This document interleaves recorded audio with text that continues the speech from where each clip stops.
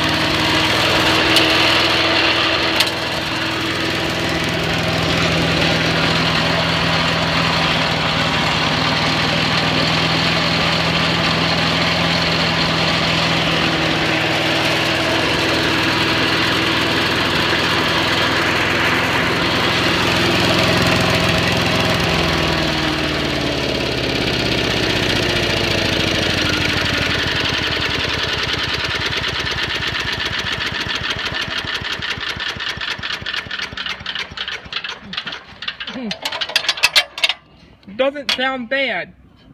No, not bad at all. It doesn't sound bad at all for the first time in a good while of running. First time running in a good while. Oh, doesn't run too bad. You have to have it on choke or it won't run, but it should get better and better throughout the use.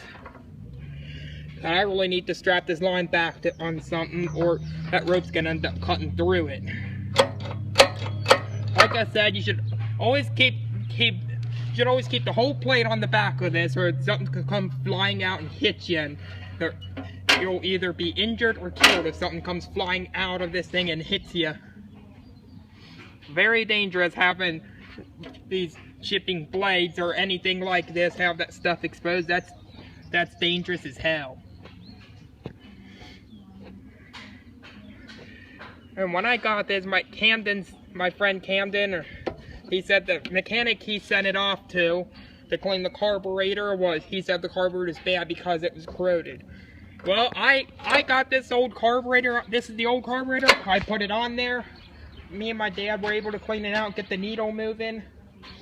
Well, so the only comment I have for Camden's mechanic is, I'd say just that mechanic is just full of crap. Carburetor's never bad unless it's wore out. Just all corroded, that could be cleaned.